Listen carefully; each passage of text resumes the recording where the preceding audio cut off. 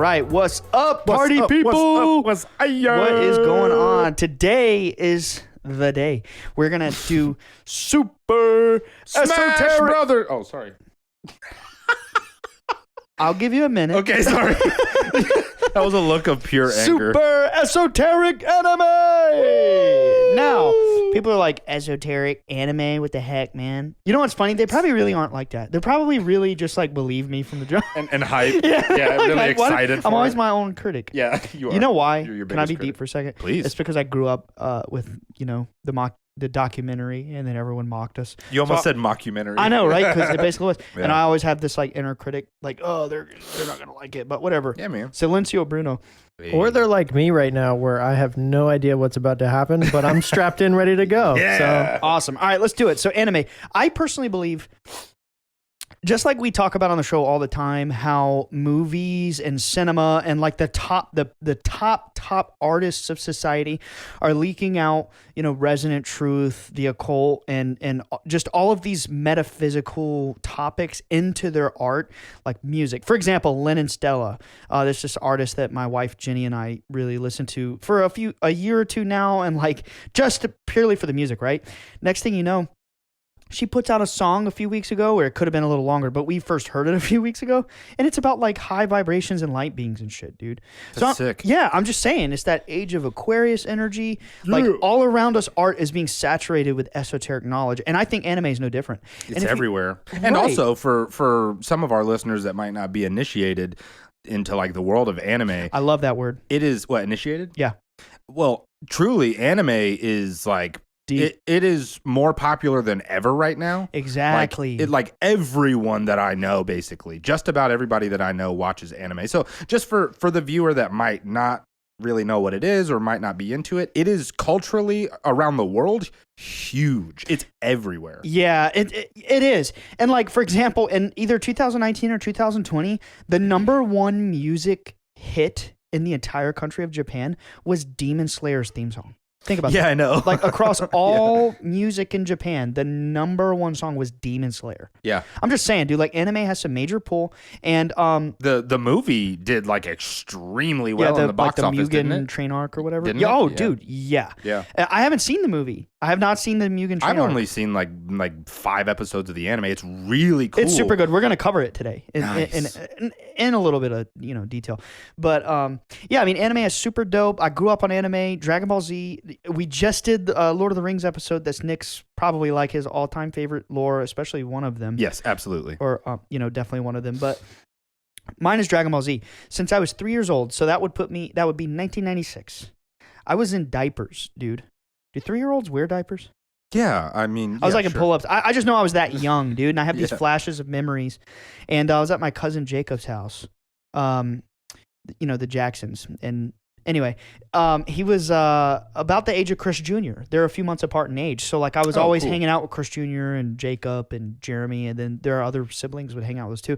And I just remember Jacob showing me Dragon Ball. And the first time I saw Goku with his spiky black hair. Now remember, for the audience who's not super into it, but they know Dragon Ball Z.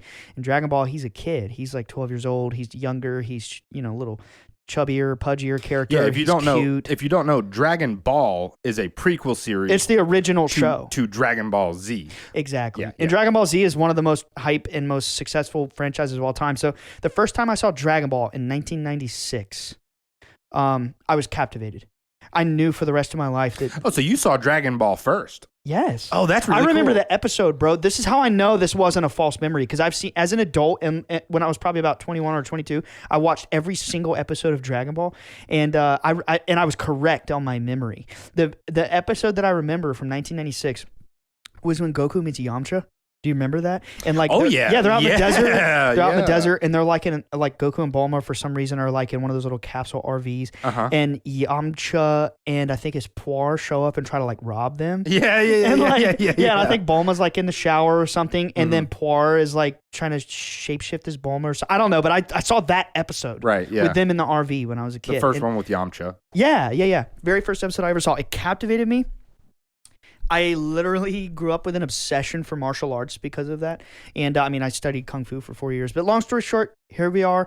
Super esoteric anime, major Dragon Ball Z vibes. So we're going to go over like a multiple anime. In this Oh, yeah, for episode. sure. But I just sick, wanted to sick. give a little background why I thought this topic was so cool. Because, it's paved the way for so many moments in my life that I was just drawn to fictional universes, so to speak. I don't know. Dragon Ball Z is like my favorite thing of all time. I just have to pay homage to it.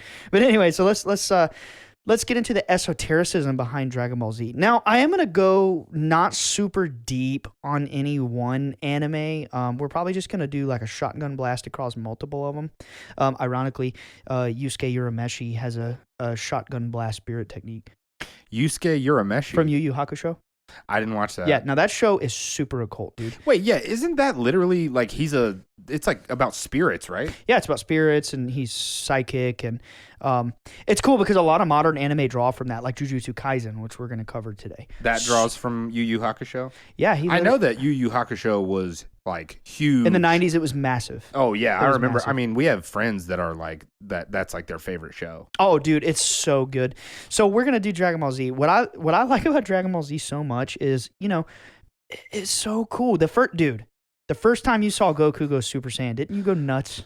That doesn't even do it justice. It's truly so similar to you. My older cousin John, he's the one that kind of initiated.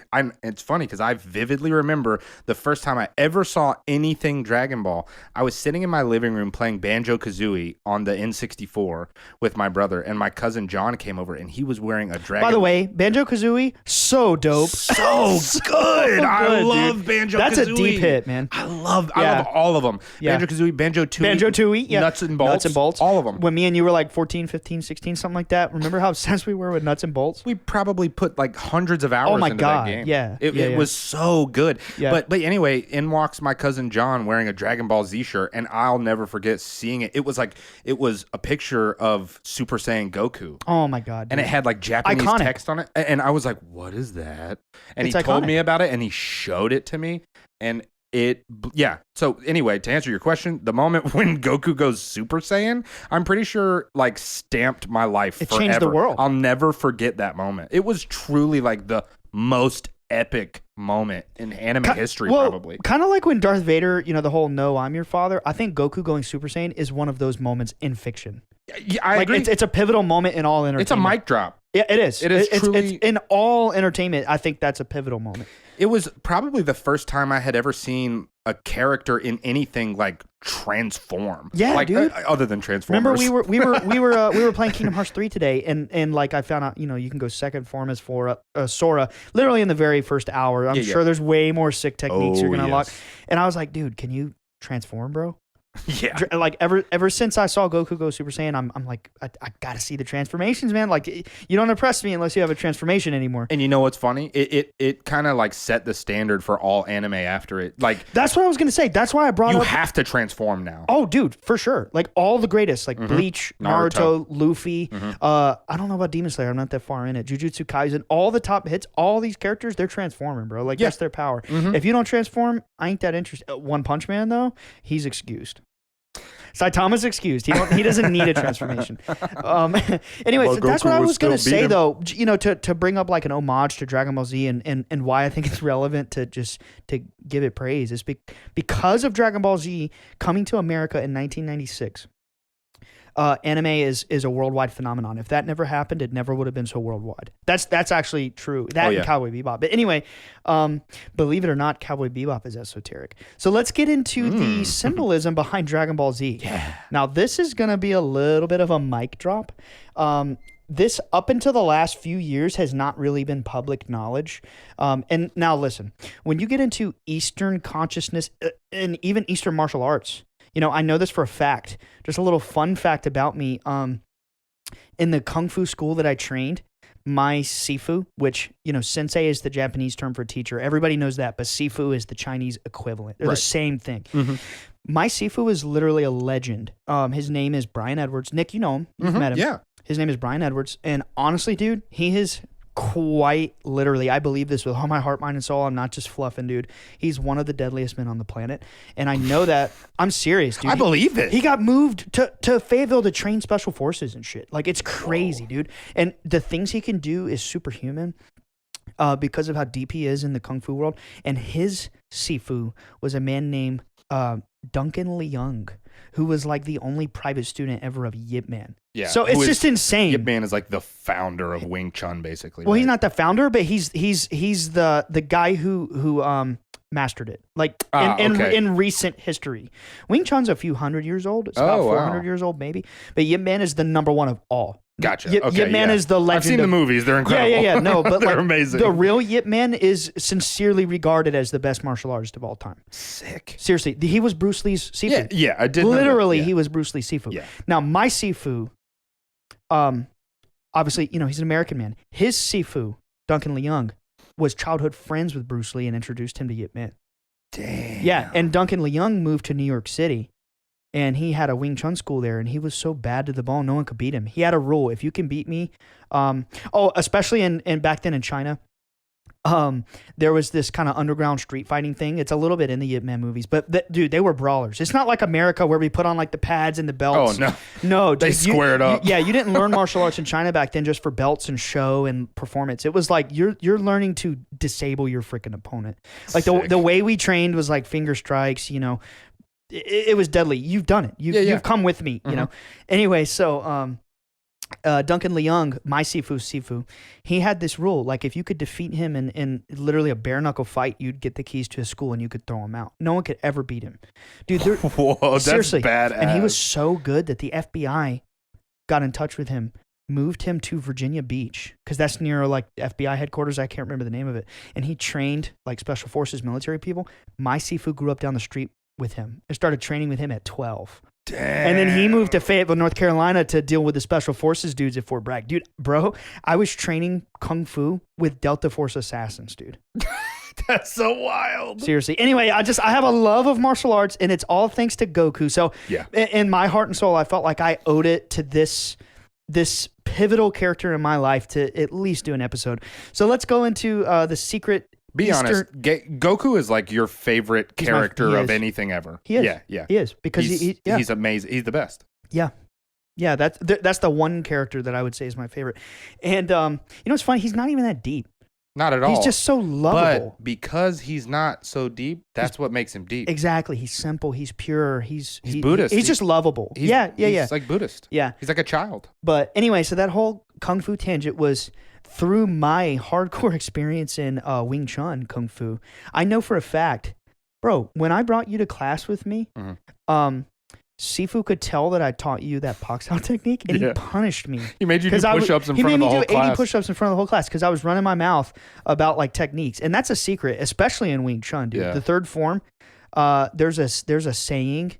By the way, Robert Downey Jr. is a student of Wing Chun. Yeah, I knew that. Remember, there's a wooden dummy in one of the Iron Man 3. Yeah. But I saw him even talking about this in an interview. And the third form is Bill G. It's finger strikes. And we had all these kind of secret techniques to like strengthen your joints and stuff.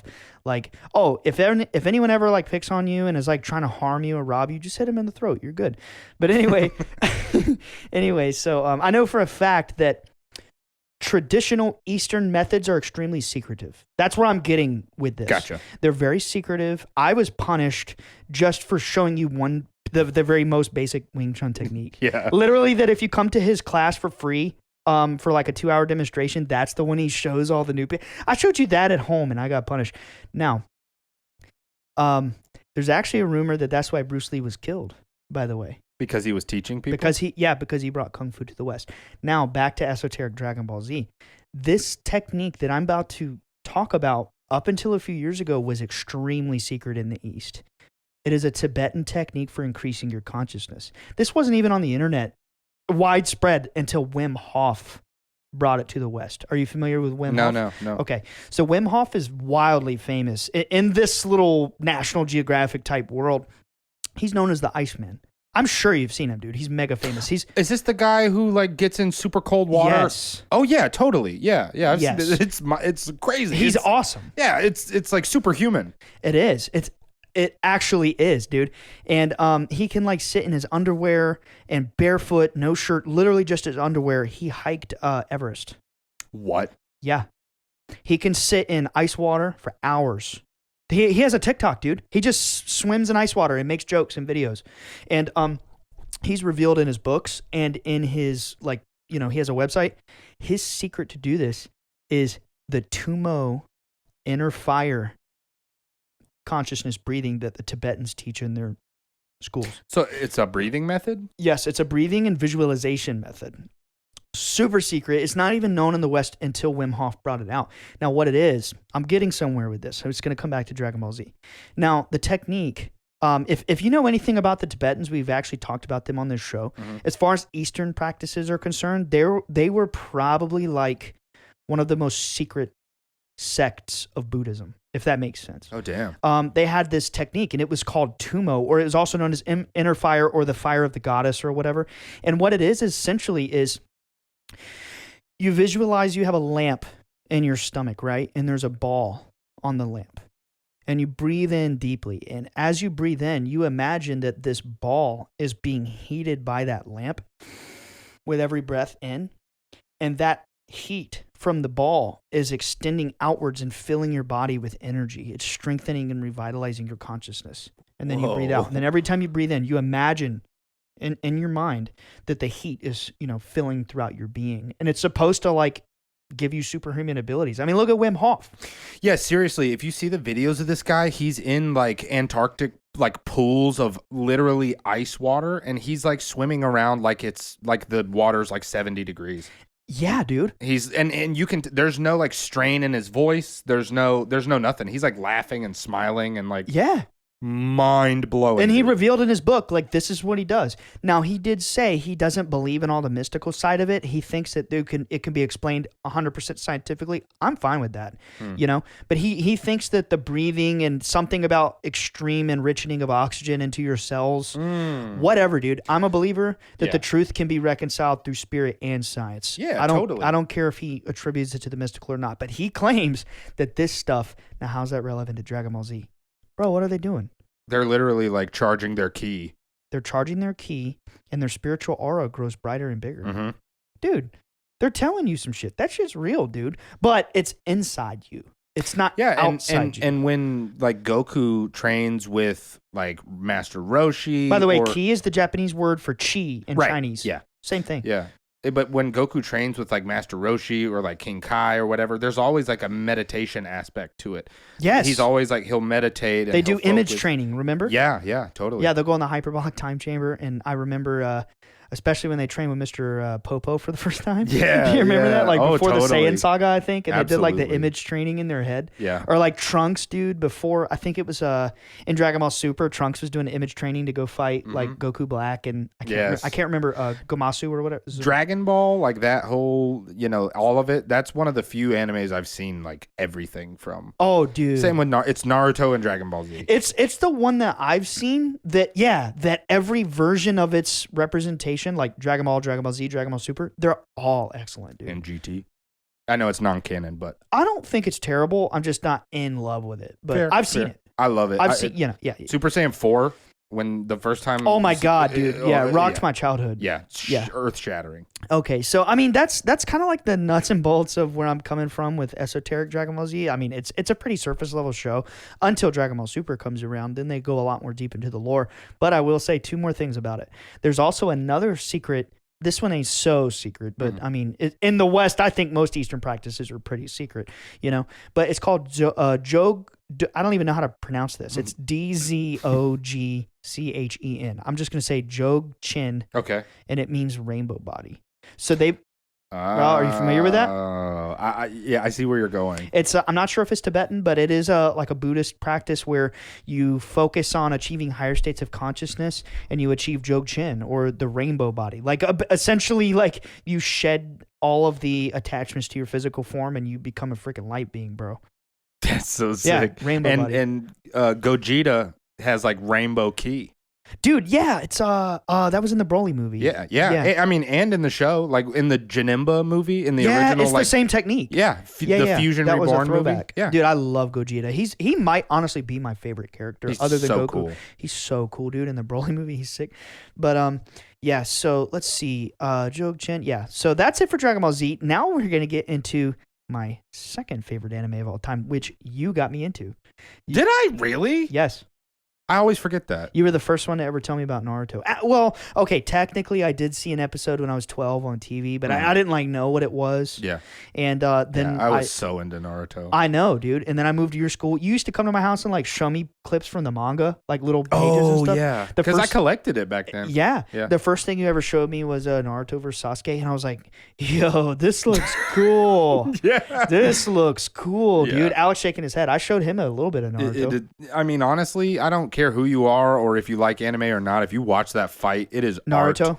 The Naruto versus Sasuke fight. Dude, you know what's crazy? It's art. Did you see the most recent, like Naruto's final form, Baryon mode? Yeah. Did you see when it did a throwback to his fight against Sasuke? And he did the punch thing? Yes, Yeah, it was on so the water cool. and everything. That's so sick, cool. dude. I think they probably literally like traced that. Yeah. Like because they do that in like for instance in the Boruto movie, like when Naruto's straight up like boxing Momoshiki. I love that, dude. That was actually a tracing of a real like spar of like real people fighting. Really? Yeah. That's insane. They do that in anime. So do you remember when Naruto fights Neji?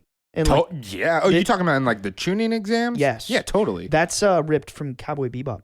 No way. Yep. Oh, they recycled some of the fight. One of the movies. Yeah. Yo, that's wild. Yeah, dude, that's common in anime. Yeah, they do that. Yeah. Wow. So Naruto is. You could do a whole episode on Naruto. Easy. As far as esoteric. Oh, dude. Okay, I gotta walk back to Dragon Ball Z one more time. Okay. What I love about that show, man, with Dragon Ball Super, it eventually. So, if you break down, I did write this down. I did want to cover this, so I think it's appropriate to go back.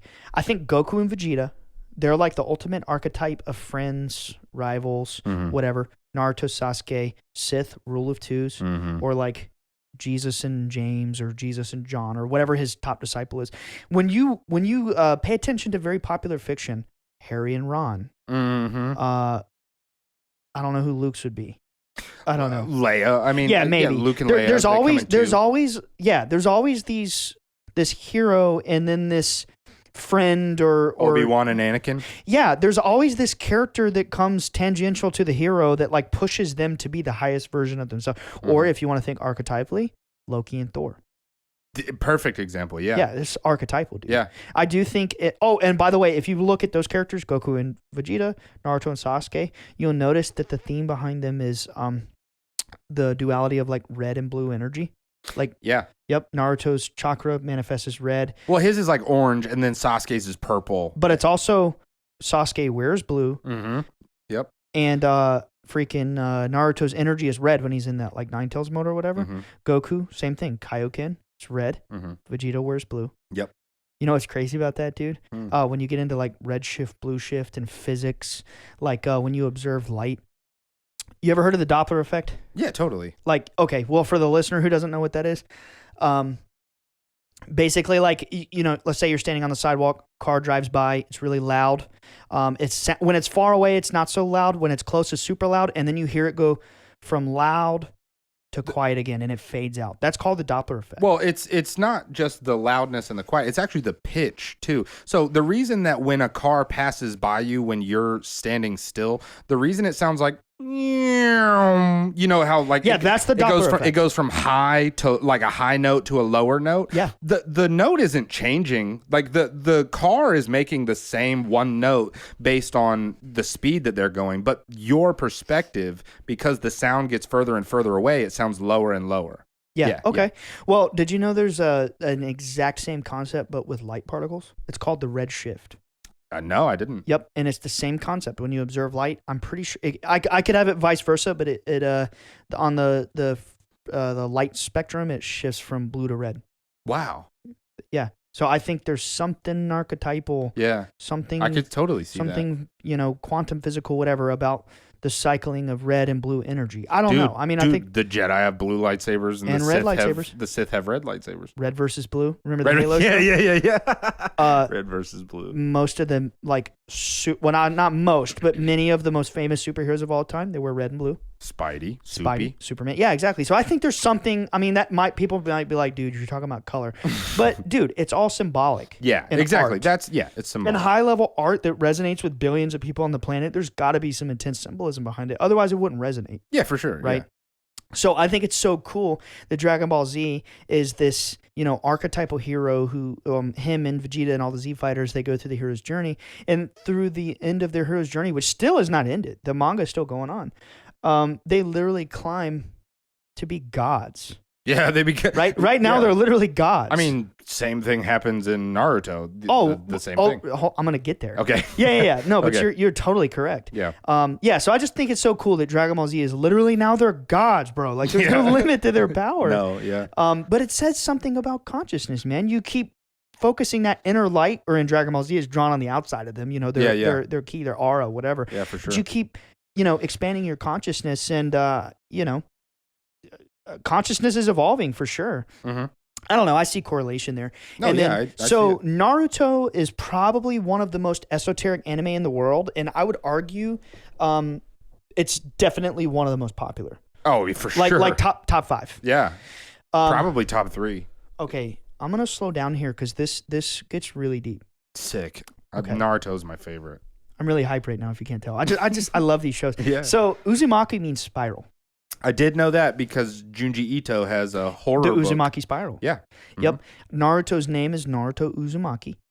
His symbol is a spiral for his clan or whatever. It's the Uzumaki clan. Now, we're gonna go a little into sacred geometry. Sick. When you understand what is so relevant about spiral symbolism, there's a lot of stigma behind it. It's very heavily demonized by this whack-ass Illuminati people. And what they do is they put out this pedogate stuff, right? And they just want... I feel like there's an assault on sacred geometry. This is my conspiracy. No one else has ever said this on the planet. I'm confident of this. This is a Ryan Bledsoe's conspiracy corner. Exclusive. I think there's an assault on sacred geometry, dude. All these evil symbols that we see that we're supposed to be scared of, and I was raised I always had this feeling of total terror and fear when I see a pentagram, dude. Mm-hmm. And yeah. I think all that's on purpose because there is vibrational energy behind these symbols, dude. Nothing in nature is evil. Nothing. Well, right, yeah. like the perversion of sacred symbols and numbers. Yes. They're taking it and twisting it so that you're scared of it and will So you won't understand its move power. away from it. Yeah, they're inverting the things that are good. That's exactly what I'm saying, dude. And Damn. The spiral, I hear it a lot. Even my heroes, like my podcast heroes, they always say the spiral symbol is evil because it's pedogate. And maybe there's something to that. Maybe those circles really do use that symbol or whatever. But dude, the spiral is probably the most sacred symbol of all. You know why? That's real quick. That's just the whole the swastika thing. That was dude. a beautiful Hindu. Wasn't it Hindu? Yes, It's it's a the Hindu- sun. Yeah, and it was perverted. By, Yep. So yeah, I see I what you meant mean. to I see say what you that on episode 16 when we were taking the question about Nazis. I meant to say that, but Oh, yeah. it's whatever. I'm glad you brought that up. Yeah. But Well- dude. So nothing in nature is evil. Think about it. Shapes are a part of nature.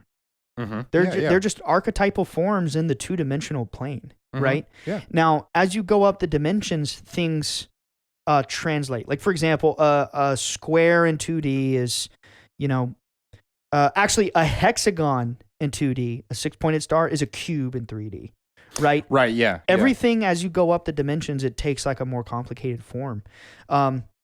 So when you understand the math behind a spiral, that's hidden in the pentagram. The Fibonacci sequence, phi 1.618, the golden ratio is what they call it. This is Masonic stuff. Talk about Freemasons right now. This is really what they teach. It's math. That's why they have the geometry symbol. We talked about this in episode 1 or 2 or something like that. And when you know that all the pentagram really means when it's pointed up, when you divide the sections of the 5-pointed star, it represents the math behind spirals. Oh, really? No way. Yes. Whoa. It's the golden section. Can you pull that up, Alex, while I'm talking, just to show him? Just type. That's just wild. type pentagram golden section, and then we're gonna show Nick, and it's gonna blow his mind. That's But wild. that's the thing, dude. It's like it's all math, it's all geometry. Why is that important? People are like, I don't care about math. We're kind of raised to like hate math when we go to school, and it's crammed down our throats. It's hard. I definitely hated it. It's boring, but that's because. Go ahead.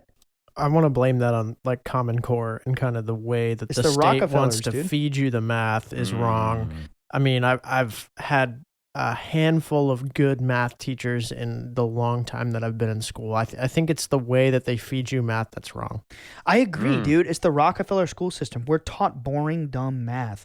But when you get into sacred geometry, dude, that math is honestly, it's like addicting. Like I go down rabbit holes studying sacred math. Like when you get into Vesica Pisces and 153 and what the Jesus fish really means. It does seem to be math in the West does seem to be like super overcomplicated, like extremely overcomplicated. Yeah. If you see how they do math in the East versus Just pull up how an they, image, by the versus way, how they Alex. do it in the West, it's like they do it so much more simply in the East. For sure, dude. Yeah. Oh, do you see? Look here. Obviously, the viewer can't see this, but like when it shows the sections of the 5-pointed star highlighted, when you divide them, it's the ratio, I believe it's 3/2, but whatever the golden ratio is, whatever that. Oh wow. Yeah, dude, the entire Da Vinci Code novel is about this. Whoa. The Rosicrucians teach this. Save this link so we can put it on Twitter. Yeah, please, dude. This is I'll well, post it to you guys Twitter. gotta check. This is we wild. got to post it in sync with the episode, so I can't just Oh, post this cool. for Okay, sure. yeah. Also okay. on my Instagram and the Bledsoe Setso Twitter, I went off the other day like posting this stuff. I did a tiny little baby thread on this as That's a teaser. wild. But when you get into the pentagram and what it truly means, and I don't mean the one that the Satanic Church uses and they flip it upside down. There's a meaning behind that too. But when you point it up, okay, think really out of the box. Okay, it's a 5-pointed star. You're a 5-pointed star. Yeah, it's like a head, arms, A and head, legs. 2 arms and legs. Yeah. But it also represents fire, water, earth, and air, and ether for the top point. It's your consciousness. It represents reality itself manifesting, consciousness and matter, the 4 elements that create all this physical reality. It's the merging of the two, the spirit and matter. That's what it is. Now, your consciousness is special. I mean, your manifestation is special because you are a being that is the reconciliation of the 4 elements that make matter and consciousness being in one being. Damn. Like you're a godlike being. That's what that represents. And so turning it upside down, then It's the opposite. What that represents is being in touch with your base nature. Like all that nasty, dark, perverted, occult shit. They all have these orgies like you see in Eyes Wide Shut. That's what that means. Gotcha. When that star is pointing down, it's your base nature. It's your lower consciousness. Your animal-like, instinctual. What's up? Like the characters in Lord of the Rings that come out of the ground. the dwarves? the The urukai. Well, they just... Right. Oh, yeah. Is that's where I'm connecting it, just to It's tie like it into last episode. purely of the earth, like purely material kind base, of thing. base. Yeah. Like your basest form. That shit's whack, dude. I ain't into that. And that's what that means. But you flip that up and it points up. It represents the spiral journey of your consciousness ascending back up to the source. Damn. Do you remember in episode 12 when we talked about Levi H. Dowling and how he wrote the Aquarian Gospel of Jesus Christ? Oh yeah, yeah. Yeah, and he in the Aquarian Gospel of Jesus Christ, he said he channeled into the Akashic records and he realized that consciousness itself is on a spiral fractal journey back up to the God source, basically. Damn. Like back to God. Yeah, yeah. And then you get into the ancient Dogon tribe, and they basically, this is mind blowing, dude. So they said there was like the physical reality that we should do a whole episode on the Dogon. That'll be lit.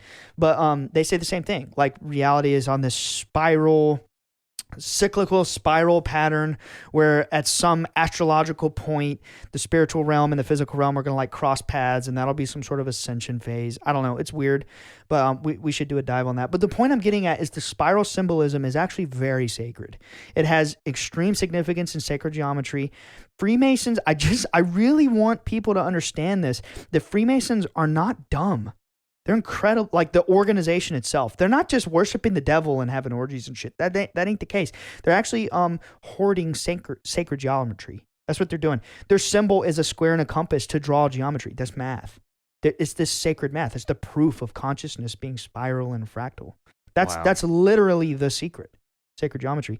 Now, when you understand that consciousness manifests and spiral patterns, or another word for that is fractal. Fractal is like, equivalent to because spiral. spirals show up everywhere in nature. Everywhere. Yes. If you divide the sections of your arm, it's the golden ratio.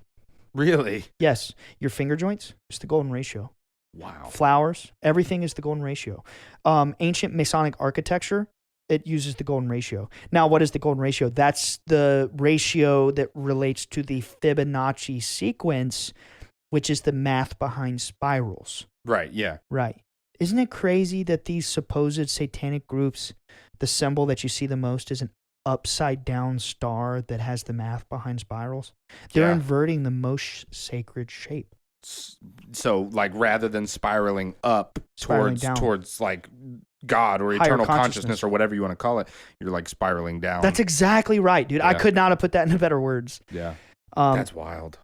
Anyway, so you understand that the 5-pointed star and the secret behind it is that's how consciousness itself. Consciousness is reality. Every piece of reality, every dust molecule in the air, every amoeba on the bottom of your foot, inside your sweaty shoe. You know what I mean? Every part of reality is consciousness, right? That's how it manifests, is in spiral patterns. Now, what is Naruto's catchphrase? Believe it. Believe it. Believe it. That's the secret to manifestation, dude. What does he say? Literally, yeah. Okay, spoiler alert. Naruto says he's going to be Hokage, and the whole time he says, believe it, believe it. He manifests it. Yeah, spoiler alert, he becomes the Hokage one day. Yeah, and then, if you go a little more surface Dang level. it.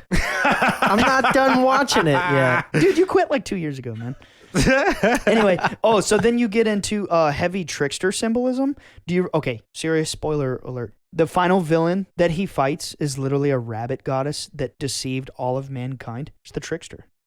You talking about Kaguya. Kaguya. Yeah, trickster for kids, right? The rabbit, Yeah. Donnie Darko, the puka spirit. Dude, he fights the trickster goddess, Yeah, straight up. right? There's a lot of trickster symbolism in Naruto. A lot. Yeah, you'll also notice a lot of these main characters in anime are like basically tricksters.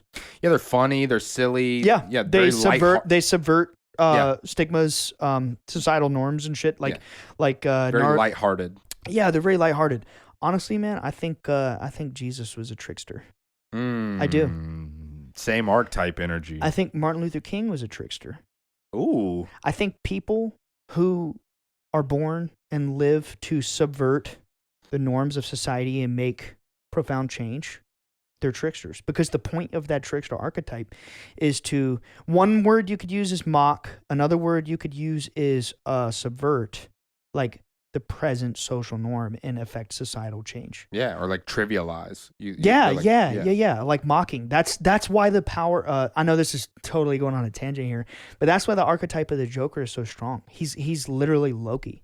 Yeah. He's laughing. He's mocking. The Green Man. He's the Green Man. Yeah.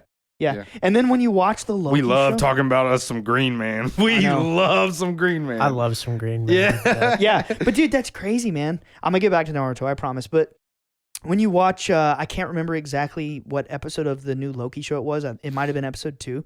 Dude, they literally have a conversation about the archetype of Loki and how he lives to push the hero Thor to be his highest version of himself. Literally, Loki says, well, I exist to push the hero to be his highest version. Yeah, or the other character tells him that. Yeah. I'm pretty sure that's it. Yeah. And that holds true with Batman and Joker. Yeah. That's a good point. And That's a many really good versions point. of the they need Batman, each other. They need each other. Exactly. In many versions, it's the Joker who killed his parents. Yep. Mm-hmm. All the trauma and the suffering that the hero goes through makes him stronger. Yeah. And you would argue that the hero wouldn't be the hero without all the suffering. Mm-hmm. And that's why we come here. Yeah, my favorite representation of their relationship, Batman and Joker, is from Arkham Origins. Yes, dude. Where Batman refuses to kill the Joker because he needs him there. They need each other. It's really weird. Yeah, they have this weird bond. Really I weird love it, bond. dude. The Joker is one of my all-time favorite villains. Yeah, it's like one of the only times you see Batman cry in the comics is like when he finally kills the Joker. Yeah, dude. How about they released that game making us think it was going to be about Black Mask? I know. Talk about a plot twist, dude. Yeah. Talk about subverting expectations. Yeah, dude. That was genius. That was a rug pull. Yeah, that was pure. That's why it's my favorite game, because the Batman series the Arkham games. Yeah, that's my Mine's favorite number one. 2, Arkham City. Arkham City. Yeah, that one's sick. I played it like 3 times. Yeah, but yeah, masterpiece. Yeah, dude. What episode is this? What? This is the Batman episode. We're just going in spirals, bro. We just Ascending in spirals. Yeah, man. Consciousness is fractal, dude. Just let me keep going, dude. Yeah. Anyway, so back to Naruto. Yeah. So he fights the trickster goddess. Also, bro, he becomes a sage. Come on. Just straight up. That's on the nose. He's also taught by a trickster sage. Yeah, dude. Jiraiya is a sage who's also like a straight up trickster. He is. That's another thing. We talked about this last night. That's another thing I wanted to get into in this episode. Master Roshi is a trickster. Exactly. Yoda's a trickster. He's literally a green man. Yeah. So this is extremely powerful in anime symbolism. Like if you look at almost any of the top anime, like shonen, the box office hitters, their master is usually like a silly, goofy old dude who just constantly like either laughs or makes people laugh or laughs. Oh, dude, Uncle Iroh. Straight up. Oh yeah. He's so lighthearted. So funny and he's very like whimsical and but he has like literally like sage wisdom. Oh yeah, dude. Same with Jiraiya. Yeah, exactly. He's literally the Toad Sage who trained Naruto to replace him as a sage. Yeah. And I honestly have come to believe through watching anime and Star Wars and many other like popular fiction and then studying Eastern consciousness and Western esotericism, I really believe that the way in this present incarnation, because like I just said a few minutes ago, the hero wouldn't be the hero without all the trials and suffering, right? Yeah. We incarnate into this life to overcome those problems in our life and be transformed as the hero. All of our souls, no one is any different. Mm-hmm. Everybody's soul is on the hero's journey. Yeah, absolutely. Right? That's a big archetypal secret. I believe in order to finally hit that sage level, you have to hit a point where you can be lighthearted. You can let things go. You can lighten up. Yeah, think about like all the enlightened people that you might have, like somebody like a Terrence McKenna, like somebody like they're very like chill, very lighthearted, easygoing, like this energy, this very light energy about them. Yeah, but when you get into the higher level of martial arts, dude, you realize like being a warrior, especially with like the ancient samurai code too, being a warrior is not about being able to just dominate everybody you see, but it's about mastering peace. Dude, Sun Tzu, The Art of War. Yeah. It's like, I know that I could swing my limbs at this person and disable their body and harm them, but the truth behind my power is not because I can do that, but because I know I can and I choose not to, and I want to make peace with them. You know what I mean? Like Gandalf said, true courage is not knowing when to take a life, but knowing when to spare one. Yeah, dude. So I think there's something to be said about some of these anime characters. It's almost like they have a real heart and mind behind them. Yeah. And like they teach you profound lessons. Just lighten up, laugh things off. That's some wisdom. That's true wisdom. Yeah, totally. Merlin in The Sword and the Stone. Oh, he's a dork. He's a trickster. He's a dork. Yeah. Anyway, so let's see here. Oh, dude, I didn't even mention Goku's ultimate technique is having all conscious energy in the universe. Spirit bomb. Yeah. Share your energy all with the me. energy in the grass and the trees and the drops of water give him energy, and he creates a spirit explosion. Super cool. Yeah. He's a so sage. awesome. I think that just about wraps up Naruto. But Uzumaki Spiral, yeah. Oh, dude. Heavy reincarnation subplot. You find out, okay, major spoiler alert. Major spoiler. Literally find out as the show goes on that the whole entire plot was like making you think it was one conflict, and then it turns out it's actually like this ancient it's actually the rabbit goddess who lives on the moon, by the way. Yep. The rabbit goddess had this child who was like a god being who was the progenitor of all chakra. Yeah, literally. Right? Like he literally was the first original master of all chakra, which is, I mean, come on, that's pretty blatant.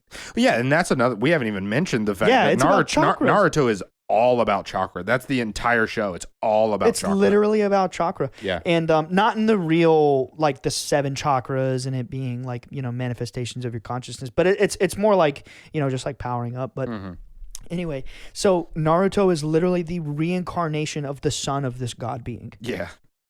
Talk about esoteric, dude. Yeah. Anything that talks about reincarnation. Heavy reincarnation vibes. It's got my attention. Yeah. All right, so that sums up Naruto. Let's jump into Jujutsu Kaizen. Yeah, I can't wait to hear about this. This show blew my mind. It's new. Yes, For anyone who doesn't know what this is, it's I don't know, a year and a half old, maybe less. Mm-hmm.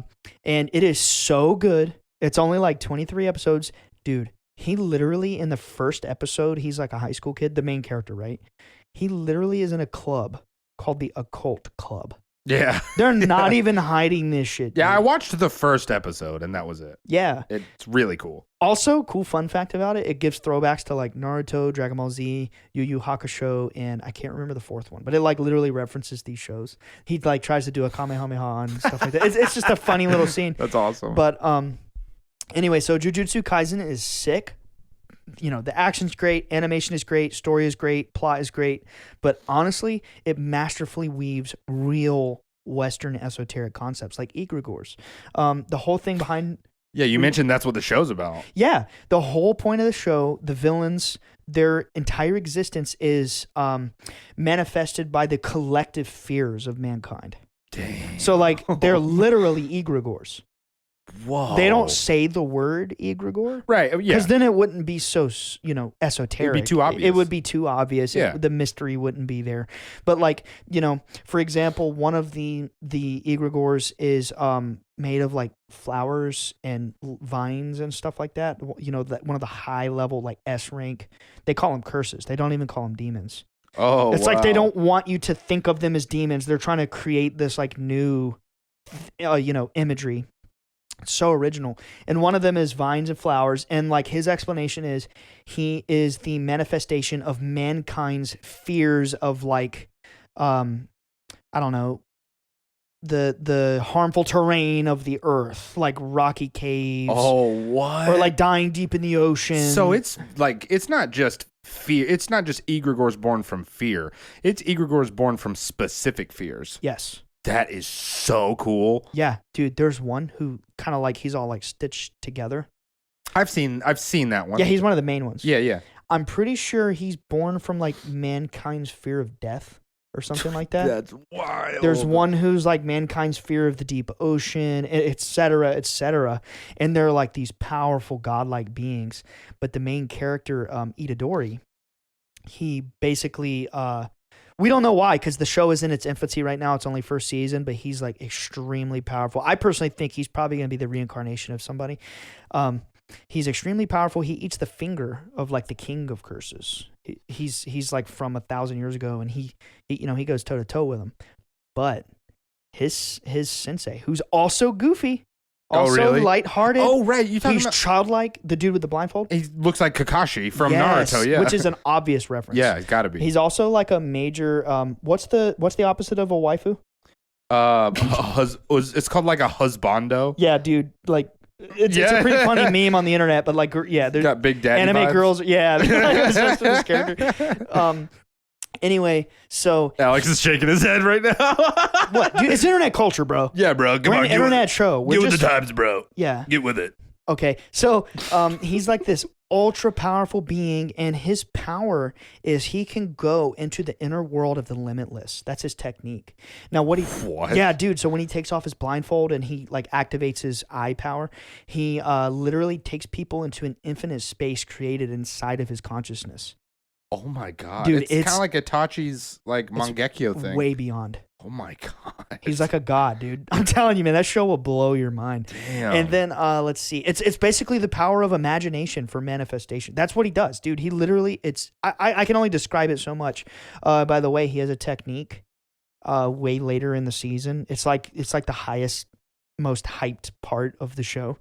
Super high animation budget, and he creates this huge explosion of like cosmic void energy, and it's like red and blue clashing, and it becomes purple. Oh, remember the red and blue thing we just talked about? Yeah. And let's see what else about. Oh, okay. So this part of Jujutsu Kaisen really blew my mind, dude. And I started researching this, and it's a real Western occult concept. Yeah. That character who I said was like the manifestation of mankind's fear of death or whatever, he has this monologue. And he starts talking about how, dude, it goes deep. It's honestly some like really mind-bending stuff. Their dialogues and explanations behind their powers and things. He starts describing how he began to realize that he was like, what comes first, the soul or the body? The chicken or the egg? Right. Right. I mean, yeah. But in his monologue, he starts going into like how he became to understand through his manifestation as, the collective fears. He's not a normal mortal, but he's like, this godlike being. And he said he began to realize that it's always the soul first, and then the body manifests around the soul. Ooh. That's like a real Eastern concept, That's dude. deep, bro. Yeah. It blew my mind, dude. It just honestly blew my mind because you have to watch the monologue and how he describes it. Okay, It goes I'll have into to detail. check it out, And then dude. he has this technique. Really, dude. I'll have to check it out, dude. Dude, I thought we took that one out back and shot it. I'm just Absolutely kidding. not. I'm just kidding. No, I no, love no. that joke, dude. Nor did we the crystal joke. Thank you You're welcome. for bringing me back on track. You're welcome. Is Steven Universe an anime? Okay, anyway, what's the... No, what were you saying? it's not. It's not. But we're going to go into Fullmetal Alchemist next, which is about a sacred crystal. Yes, bro. Yes. I was going to get there. But anyway, so yeah, dude, it's crazy. And then this dude literally develops a technique where he can like through his psychic powers like grab your soul and just like wipe you out. It's dude, you in know, Jujutsu? yes. Yeah, I really honestly will check that out. Like I'm gonna watch that. It's deeply metaphysical. I should probably go ahead and like get on it while they're in the interim between season 1 and 2. Yes, honestly, Nick, I'm telling you, like this is just like an honest, candid moment as your best friend. You will love that show. Yeah, I'm definitely gonna watch It's it. so hype, Yeah, dude. I'm gonna It watch is so it. hype. Okay, so Ryan, I have a question for you. Okay. So when you're kind of researching or when you watch all of this, I've watched very few anime, but Right. does something I've seen recurring in the ones that I do watch is the toad. Oh, does that okay. Toad occur throughout these other animes that you watch? I don't know, dude, but you know what I keep thinking about? Yeah, I'm trying to think of other ones too. It's like Jiraiya, Avatar, and Do you remember maybe... Mighty Morphin Power Rangers, dude? I'm pretty sure the Black Ranger, he gets a toad. Do you remember the movie, What? the 1995 movie? One of them gets a toad. You talking about the? Oh, you're totally right. Yeah, In dude. the Ivan Totally. Ooze. Yeah. Totally right. Yeah, Wow. you talking about the Ivan Ooze Yes, movie. the 1995 Dude, movie. You're right. And I think it is the Black Power Ranger. I think so. His Megazord becomes a toad. Yeah, that's what I was trying So to say. is Power Rangers an anime? Okay, yo, can I nerd out for a second? Yeah. Dude, forget the time. Well, what has this all been if you're just about to nerd out now? Oh my Yeah, literally. All right, What is so, this show? I love Power Rangers. That's my other thing. Power Rangers, Ninja Turtles, and Dragon Ball Z. That was literally my childhood. What? Yes. What? You too? No, Ninja Turtles, Battletoads. That's a frog. You like Battletoads? That's a stretch. I love I never Battletoads. actually played Battletoads. Oh, I love Battletoads. It's like a cult classic. Anyway, so, dude, did you know that Power Rangers was so mega successful? Because it was the first show in the West that mirrored, I cannot think of the genre type, but there's a real genre in Japanese culture for shows like Godzilla, Ultraman, Super Sentai. Super Sentai was basically Power Rangers is like the American version of Super Sentai. That's exactly it. Yeah, yeah, And that's why it's so successful. yeah. That's why if you look up Super Sentai, I'm pretty sure it was huge in the 60s or 70s or something. But it's the concept of, and Ultraman, dude. I love Ultraman. It's so cool. And it's the concept of like really big, mega monster fights, over the top, like martial arts, explosions, pyrotechnics. Yeah. That's what Power Rangers is. It's paying homage to Super Sentai. So you're not that far off saying, is it like an anime? Yeah, and honestly, a lot of if you pay attention to a lot of like the story arcs, like Power Rangers follows a lot of the Super Sentai story arcs. Yeah. Anyway, dude, I love Power Rangers, man. Yeah, me too. I'm obsessed. And I met the Red Ranger, bro. Oh, that's sick. I met him at a con. He was super nice. That's so sick. Yeah. Anyway, where was I at? Oh, I was going to move on to, let's see here. We finished Jujutsu Kaisen. I feel pretty competent with that. Let's go to Fullmetal Alchemist. Yeah. Okay. Really? Want to talk about on the nose? It's about the Philosopher's Stone. Yeah, and the entire show's about alchemy. It It's all is, about alchemy. literally. Yeah. See, that's the thing. Nobody even bats an eye at that because it just revealed the mystery. Mhm. It just revealed that nobody even knows that that's esoteric as hell, dude. So there's all- also a ton of sacred geometry in that show. Dude, I literally wrote that in my notes. Yeah, there's Sacred it. geometry. They Yeah. do sacred geometry symbols. Yeah. And they try to the whole point of the show is this philosophical question, basically like, can they raise the dead? Yeah. In the first episode, these two young boys, their mother dies of like a plague. And they basically do this ritual to try to raise her from the dead. And like it goes wrong and something comes from the other side.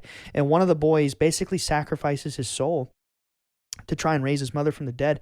And we, as the viewer, watch this. It's epic. If you want to see something really cool and really like dark and ritual, but like also anime as hell, watch the first episode of Fullmetal Alchemist Brotherhood. So sick. Literally, bro, he goes through a doorway that's the Kabbalah tree of life. It says Sephiroth on it. Yeah, literally.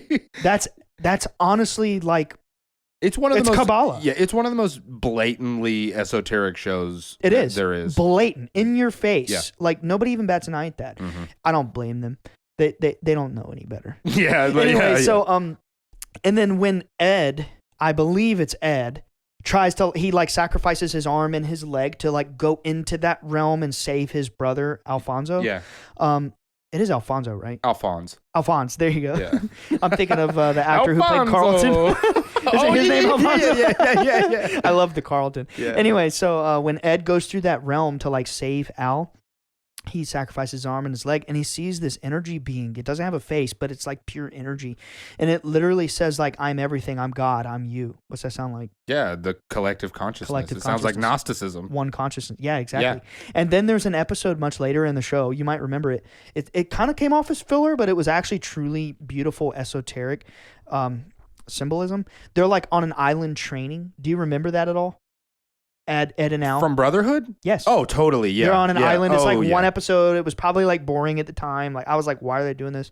But when you watch the episode, they're on this island trying to survive. And at the end of the episode, they have this moment where they realize, and they actually say this in the show. Like you don't even have to try hard to understand this. They literally spoon feed it to you. They literally realize that all life in the cosmos is on this eternal life and death cycle, and all life is connected, and like you consume life and that life consumes other life, and it's this eternal web of like collective energy. It's crazy. I do not remember that. And that's what gives them, when they learn this secret in the show, they like have the resolve to like carry on. Whoa. It's cool. It's like a turning point in their journey. That is wild. Dude, that show is lit, man. Very blatantly esoteric. It's so good. It's literally about Kabbalah, collective it's crazy. And honestly, I'm not going to go much deeper into Fullmetal Alchemist because it's so blatant. And the Philosopher's Stone in that show is the mythological version, which is a red crystal. But we know. Yeah. So real ones who listen to Bledsoe Said So. Shout out Bledsoe Said So. Shout out Bledsoe Said So. Also shout out listeners. Every one of them. All of them. Every single one. Every single one of them. Love you all. Past, present, future. Real ones know that the true Philosopher's Stone, like the real concept is metaphorical, and it's like, you can transmute your own inner consciousness to live a heavenly experience or a hellish experience. Anyway.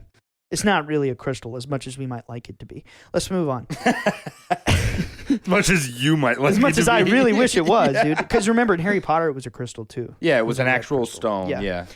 Okay, so Demon Slayer. It's one of the actually truly most popular and hype anime in the world right now. We literally started the episode talking about it. Yeah. Demon Slayer is sick. Now, on surface level, it doesn't seem that occult. It doesn't, honestly. There's one thing in the show that truly stood out to me, and you haven't gotten this far in the show yet. You said, how many episodes have you seen? 5. You might have seen this. The way the characters draw their power. So, are you aware of the fact that all their flashy, like, stuff that comes off their sword is imaginary? They're honestly yes. They're just sword fighting. Yeah, it's for the effect. Yeah. Exactly. Yeah. It's for the viewer. Yes. But they don't. That's not happening. They're literally just like these samurai ninja dudes fighting demons. The demons are real. But if you watch the show, you will realize that their power and their strength comes from secret breathing techniques. Watch the show, dude. What? He goes through now, again, you haven't been this far in the show. But I must not have. What's his name? Tanjiro. Tanjiro's training arcs later in the show are just literally mastering his breathing. Seriously? Why is that relevant? Let's harken back to Wim Hof and Dragon Ball Z. Yeah, the secret fire. The secret inner fire breathing. Yeah. And then I watched a TED Talk, and this guy talked about this technique called water breathing, which I have personally been trying when I think to do it. This is a conscious thing you have to do. But when I think to do this, it truly works. Now, you have to understand your consciousness is tied to your breath. That's that air element on the pentagram. We are like 90% water. We have millions of little electrochemical signals shooting through our nervous system. That's fire. Earth, that's obvious. We're made of like carbon and iron and all kinds of elements. And then the air, your breath, dude. Yeah, yeah. And then you have consciousness, that that fifth element. That's what you are. Anyway. Oh wow, that's a really cool way to put that. Well, yeah, I mean it's true. But you understand that your consciousness is connected to your breath. Think about this. You have an autonomic nervous system. Your unconscious mind is like the macrocosm of your consciousness. You're not necessarily aware of it, kind of like we are aware that there might be a space or there might be a cosmos. Whatever you think about space, whether you think it's wet or dry, real or fake, flat or round, whatever. It doesn't matter. If you think it's a vacuum, if you think it's a freaking Ziploc bag sealed up. I don't know. I think it's a Dyson. It could be, man. Yeah. I think it's more like a Hoover. Anyway, man, like whatever you think about it, we're all aware that there's a cosmos, right? Just like we are aware we have an unconscious mind. Most people in the world don't truly know how to connect to the unconscious mind. Okay. Why did I bring up space in relation to the unconscious mind? Because people have to understand as above, so below. The microcosm versus the macrocosm. Each one of us are fractal God beings. We're fractal pieces of the infinite consciousness. But remember, the infinite consciousness is reality. It's like we're in the mind. We're in it. So when you think of this like cosmic space, your inner world, your inner consciousness is no different. It's just a little smaller from our perception. You know what I mean? Yeah. It's the same concept. All the cells in your body are like the planets and the solar systems in the universe. Your entire being, your consciousness, that's like its own little universe. Bro, talk about mind-blowing. BTS, that popular, what are they, K-pop? Yeah, K-pop, yeah. Yeah, and Coldplay got together and they made a song, You Are a Universe, or You Are My Universe, or something like that. People might think, oh, it's just a boy band. Step off. We already know. So aggressive. Dude, I literally grew up being ridiculed by skeptics. I grew up being ridiculed by skeptics, bro. Can you like throw me a bone here? Yeah. Anyway, dude. So why is that esoteric, Ryan? Why does that make your hair stand up, dude? Dude. Because Coldplay, when me and Jenny were on our honeymoon in Vegas, we started listening to Coldplay for some reason, and they have a song called Higher Power, dude. And when you look at the album, it's sacred geometry and astrology. Damn. Dude, yeah, their music is occult. And they partnered with BTS and made a song called You Are a Universe, dude. It's consciousness. It's the macrocosm and the microcosm. So anyway, your consciousness, you, right? You are. Just like there's one eternal that consciousness that I am. Well, me and you and all the billions of souls here, we're all different versions of that on a smaller scale, if that makes sense. We really are all God. We're all different versions of the same soul. We're all living out different stories of the same soul on that hero's journey back to, eternity, whatever you want to call it. I got so much new age drip. Sometimes I forget how to, spin it. But anyway, your consciousness is connected to your breath, right? Now, when you understand that you can connect to your unconscious mind by controlling your breathing, then you understand you really are powerful. When you're nervous, when you're anxious, when you're upset, pay attention. Stop and pay attention. Nobody really pays attention to themselves. I do all the time. And I notice when I'm anxious, when I'm mad, I don't realize it until I think about it, but my breathing is so shaky and shallow. Shallow breathing. Yeah. You like forget to breathe sometimes. That's exactly right. But you're not conscious of it. But the wizard, the sage, the mage, whatever you want to call yourself, the practitioner of esoteric knowledge understands that when you control your breathing and you begin to force yourself to breathe deeply and evenly, in 5 seconds, out 5 seconds, be conscious of this and practice this, you're going to get that shit in check. You're going to start to relax. You're going to lower your heart rate. Your pulse is going to come down. You're going to relax. You're going to feel better. Yeah, absolutely. That's the secret. Your consciousness is connected to your breath. Now, when you start to practice certain techniques like holotropic breathing and things like that, esoteric breathing techniques, you can clear out trauma. Dude, there's no doubt that breathing is like I've had a struggle with anxiety and panic, like panic attacks and stuff like that. And when I first started having real bad panic attacks, Casey, my wife, she's been dealing with anxiety and panic for much longer than I have. She's been dealing probably a decade or more. Me, it's more like the past 3 to 5 years.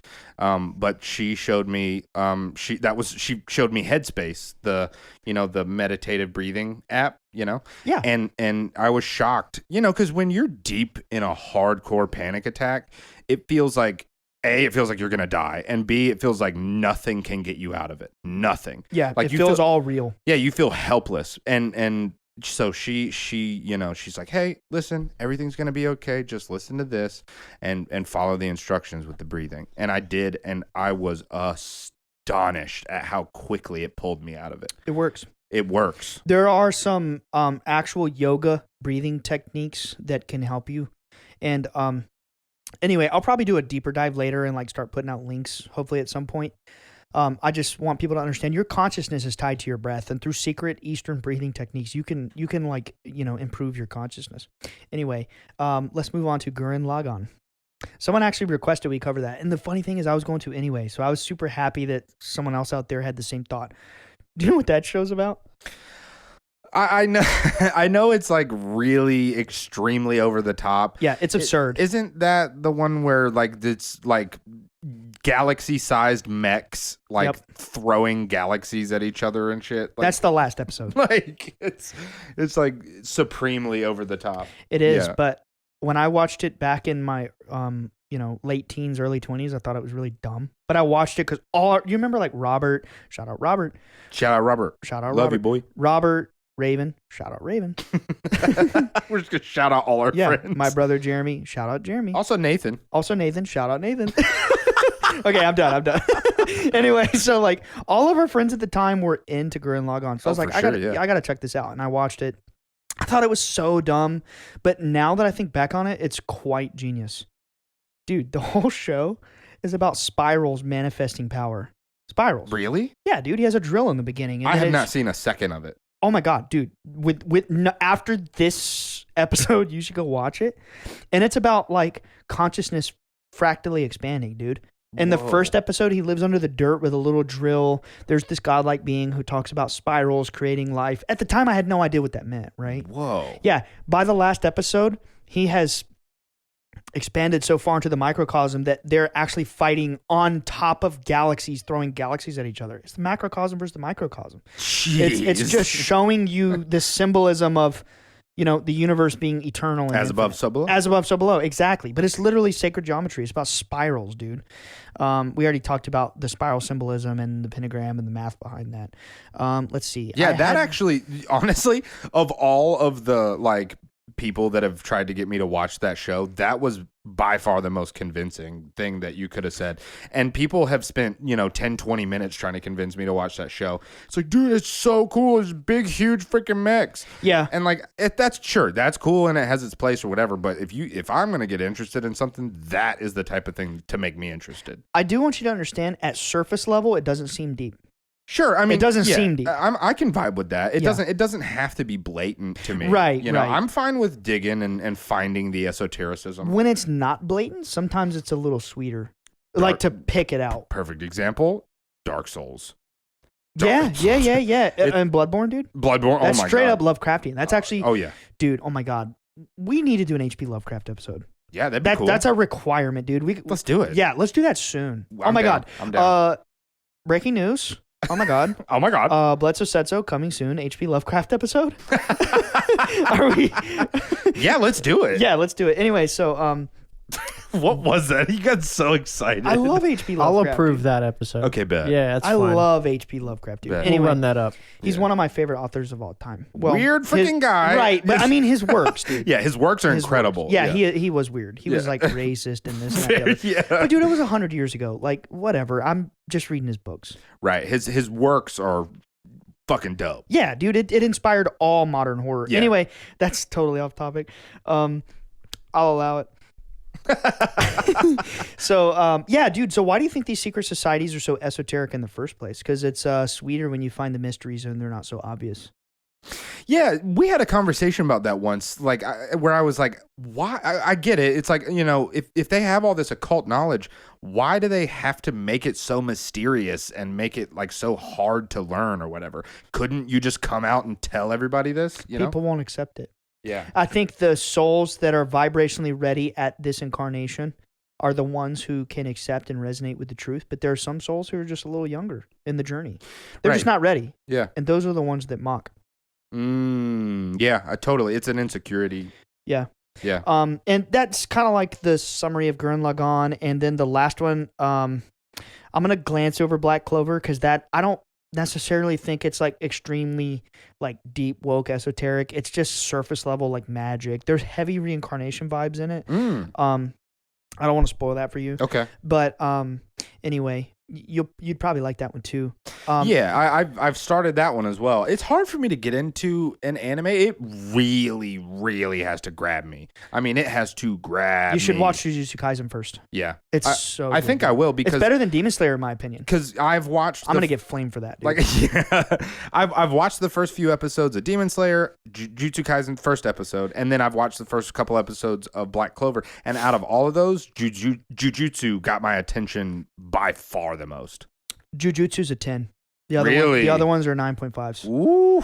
Yeah, to me. Hell yeah. To me, Jujutsu is it's incredible. Anyway, so we're gonna skip over Black Clover. It does have a lot of like 6-pointed stars and sacred geometry, but it's just really like a big action show. I haven't finished it either. It might get more esoteric. There's a lot of demons and elves in it and stuff.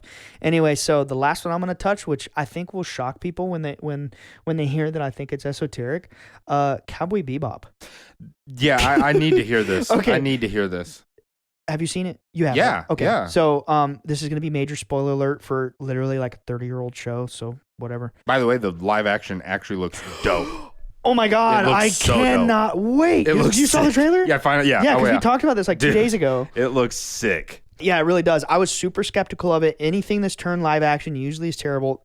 I'm ready for this. Me too. It looks awesome. Yeah. Anyway, so this is only referenced once or twice in Cowboy Bebop, but do you remember in the 13th, I think, and then in like the last episode, there's this Native American chief that Spike keeps. Yeah, totally. Okay. Do you remember what he was talking about? No. Every time Spike bumped into this Native American chief, he kept talking about the Great Spirit in the sky. Oh yes, yeah. Because totally, I do remember that. Yes, and he kept talking about like, no, I can't. People can look this up. I cannot 100% quote it verbatim, but this chief. He's sitting in his little teepee and he's like got his little incense or whatever burning. He's probably smoking a peace pipe. I can't remember. And I just remember there was something burning and he's all like chill and he's just giving this wisdom and he's like the Great Spirit and it was on the Jupiter episode. The pivotal point in the show, the first like sad, heart-wrenching episode. Oh my god! Do you remember that? It's Jupiter. Jupiter Jazz. Yeah. Yeah, Jupiter Jazz Part 1. What a good show. The music in that is mind-blowing. Yeah. Incredible show. It's actually rated the #1 anime of all time. You know what? If any of our listeners out there are not really initiated into anime and you want to, that's a great one to start with. It's like 26 episodes long. Yeah, total. It's a very short anime. It's so good. It's got incredible music and action. The story's super interesting. It's super relevant now because live action show's coming out. And it's like overall pretty chill. It is. It's an art piece. Yeah. It is. And look, as much as I wish it was Dragon Ball Z or Naruto, it's honestly rated by many different like publications as the #1 anime of all time. I mean, I could see not it. movies, but like shows. It's fantastic. Yeah, dude, it's incredible. And okay, major spoiler: if you want to watch Cowboy Bebop, stop now. Yeah. Okay. Or skip forward about a minute and a half. Anyway, so this Native American chief keeps telling Spike about the Great Spirit in the sky, and that when souls leave this realm, they go to be with the great stars in the cosmos. Damn. Do you remember the end when Spike dies? I do now. And then the credits roll, and then boom, he becomes a star. Yep. Yeah, he becomes one with the cosmos. Damn, dude, I never made that connection. Yeah, dude. Holy shit, you really just blew my mind. Yeah, man. Because, back then, when I watched Cowboy Bebop. It's old. It's almost 30 years old. Yeah. I mean, I watched it probably 6 or 7 years ago. So before I watched it last year. Yeah, before I knew about Gnosticism or collective consciousness or any of this. So I didn't make that connection. Yeah, dude. Cowboy Bebop is sick. Anyway, I don't have any more to cover. One in there? Whoa. Actually, hold on. One more. Someone on Twitter, I can't remember the name, they did ask me to go into this. Nick, I want you to briefly go into Evangelion. Oh my god. Okay, so first of all, that's like the darkest anime that's ever existed. I don't know, that's debatable. Berserk is definitely up there too. I would say Berserk, but I have not seen either. Yeah, I don't want to give away any spoilers. I don't want to Well, just give a spoiler alert. No, what I'll say is this. It's the show is about, oh my god. I don't know. It's one of those things where like if I told you this spoiler, like it would potentially ruin the entire anyway, the show is about these angels. It's about like these interdimensional beings that invade and attack Earth, and they're trying to get to one of the other angels that's being hidden underground by a secret society, like like a dark, esoteric, by the way, extremely occult secret society. I didn't know that. Yeah, in fact, I thought it was just like mech fights. No. Oh, and dude, I'm telling you, and specifically, I'm not saying the spoilers because I don't want to spoil it for you, Ryan. Okay. Because Ryan hasn't seen it, and I know that he will. Any fans out there of Eva, you know Ryan will love Eva. Damn. It is chock full of esotericism. Especially if, honestly, man, my recommendation, skip the show, watch the movies instead. The movies... That's probably what I'll do. The movies go over the same story, much more condensed, skips all the filler, and in my opinion, does it much, much better. That's just my opinion. The show is still great, of course, but... it's extremely esoteric. Dude, you want to talk about archetypal symbolism? The angels... They're like really more like alien, like interdimensional creatures, but they call them... but what did my dad do? He just told the world that aliens and angels are the same thing. Yeah, That's real, dude. How about this? Talk about some archetypal energy. They can all like radiate energy from their bodies and like blasts in these nuclear. I've seen a scene of that, dude. My cousin Lee, shout out Lee, he showed me that. Yeah, and the blasts, like the lasers and blasts that come out of them, are in the shape of crosses. Really? All of them. All of them. Okay. Every angel, when they shoot a beam, or when they shoot like when they have they blast and like decimate an entire city, it's always in the shape of a cross. Always. Wow. Yeah, in fact, tiny spoiler. The angels are attacking Earth because I just said it a second ago. I just said it a second ago. There's a secret society that is keeping an angel underground, and they have it pinned up to a cross. What? They literally and they're like draining. It's like a sacrifice. Ridley Scott had a scene like that. One of the xenomorphs was like on a cross or something. Yeah. Prometheus, I think. Yes, I think it was Prometheus. But anyway, I mean, I think we should potentially even do an Evangelion episode after you've seen it, because once you see it and realize like the true deep esotericism. So this is going to serve as more of like a teaser for the future, because trust me, when you watch Evangelion, you're going to want to do an entire episode about it. It is that deep and esoteric. I mean, it checks all the boxes of esotericism, like collective consciousness, wow, angels, interdimensional beings, secret societies, occult magic, all of it, dude. All of it. It's sick. That sounds awesome. We definitely got to do that in the future. Heck yeah, dude. Yeah. Anything else, Alex? That was a sick episode. I love that. That was so cool. Alex, you're not an anime nerd? You don't want to? I'm completely out of my element here. I have nothing to add. Facts. Wow. Okay. Love you, Alex. Love you guys. Love you, listeners. Bye, Sorry, guys. love you too. Bye, guys. Love you. Love you, Alex. Weird things happen in the backyard of the Bledsoe house. Shit, bro. But it's shit.